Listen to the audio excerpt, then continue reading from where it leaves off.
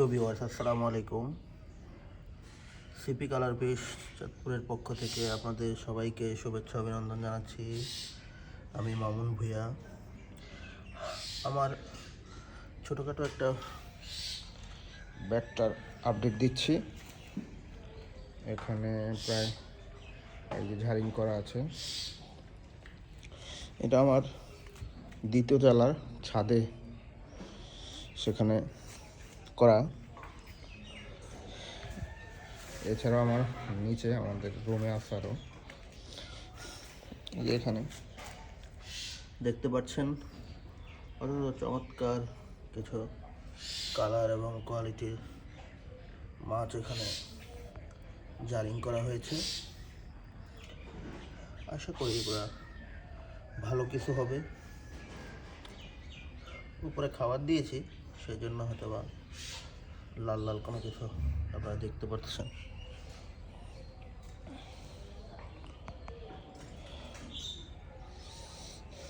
এই যে এক সারি এখানে, আরেক সারি এখানে, আবার এই আরেক সারি।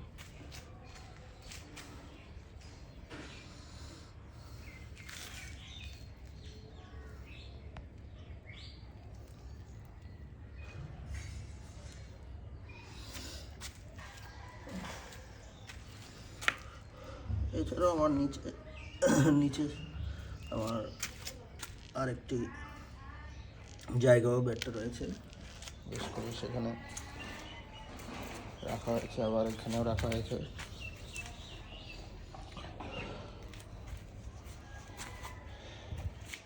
মূলত এই যে আমার ছাদের এখানে পাখি মারাত্মক ডিস্টার্ব করে।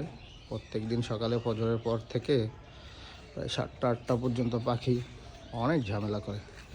বিশেষ করে পাখি যে জারিং পটগুলি আছে, এই পটগুলিতে তারা ঠোকায় এবং মাছ ধরার জন্য উপরে নেট ছিল, কিন্তু সেভাবে পাশে নেট দেওয়া ছিল না।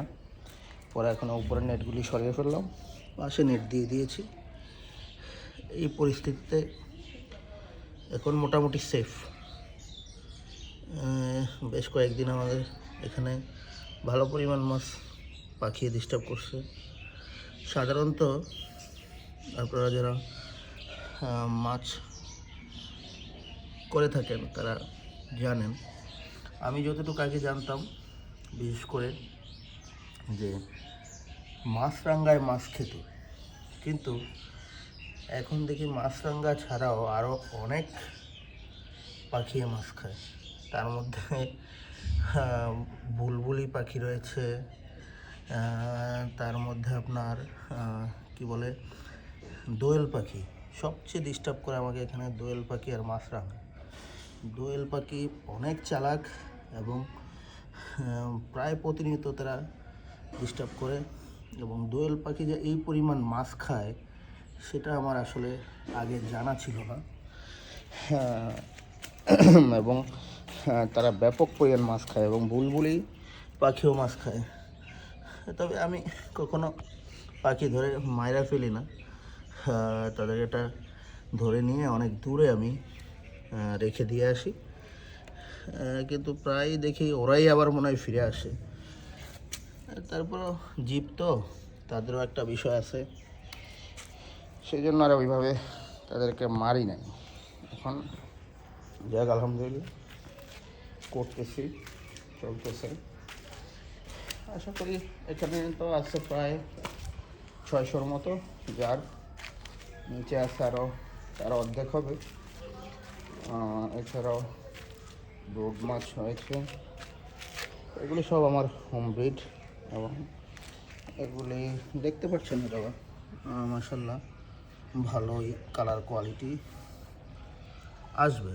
তো এখনও ছোটো মাছ, এই জন্য সেভাবে আর টপ ভিউ থেকে আসলে মাছগুলি সেভাবে ভালোভাবে ফলো আপ করা যায় না। সাইড ভিউ থাকলে হয়তো ভালোভাবে বোঝা যাইতো। এছাড়াও হয়তো ওইভাবে আসলে এখনও মাছের কালার কোয়ালিটি বোঝার মতো অবস্থা হয়নি, কারণ মাত্র জারিং সাইজ তো কেবলমাত্র কালার কোয়ালিটি আসা শুরু করেছে। আশা করি ভালো কিছু মাছ এখান থেকে আসবে, দোয়া করবেন সবাই। আমি সাধারণত ভিডিও টিডিও করা হয় না, করি না, ভিডিও করা ওইভাবে সময় হয়ে ওঠে নাই।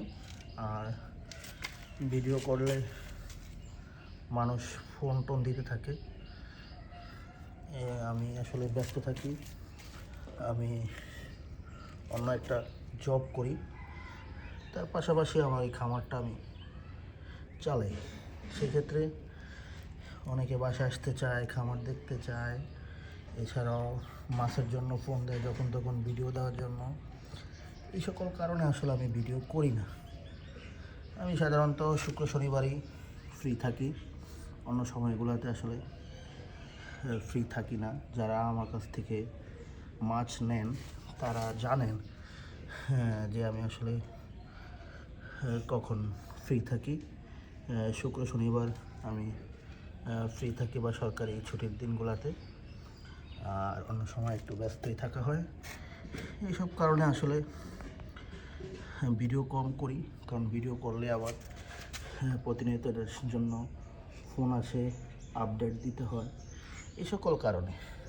আসলে আরেকটা হচ্ছে ভিডিও করার সময় হয়ে ওঠে না, আর ভিডিও করার ওইভাবে দরকারও হয় না। যাক, ধন্যবাদ সবাইকে অনেকক্ষণ ধরে আমার ভিডিও ধৈর্য সহকারে দেখার জন্য। আশা করি পাশে থাকবেন, কোনো মূল্যবান মতামত থাকলে দিবেন। এটা হচ্ছে আমার ছোট একটা সাইড। এছাড়াও আমার বাইরে নেটের জন্য দেখা যাচ্ছে না, বাইরে আমার ফার্ম রয়েছে। এছাড়াও আমার ওইখানে আমাদের এই বিল্ডিংয়ে ঘরের মধ্যেও অ্যাকোরিয়াম ব্রিডিং জোন আছে। এখানেও মাত্র রাখলাম কিছু, বেডটা ঝারিং করলাম। এছাড়াও আরও কিছু এখানে বেডটা ঝারিং করব, এবং শীতের সময় কিছু গাপ্পি এখানে আমি রাখবো। এখন আপাতত বাইরেই আছে। এটা অন্য যারা আমার হ্যাচারিতে এসেছেন তারা জানেন আমার বাইরের হ্যাচারি সম্পর্কে। প্রয়োজন আরেকদিন একটা ভিডিও দিয়ে আপনাদেরকে আবার দেখাবো। ধন্যবাদ সবাইকে, ভালো থাকবেন, সুস্থ থাকবেন। আল্লাহ হাফেজ, আসসালামু আলাইকুম।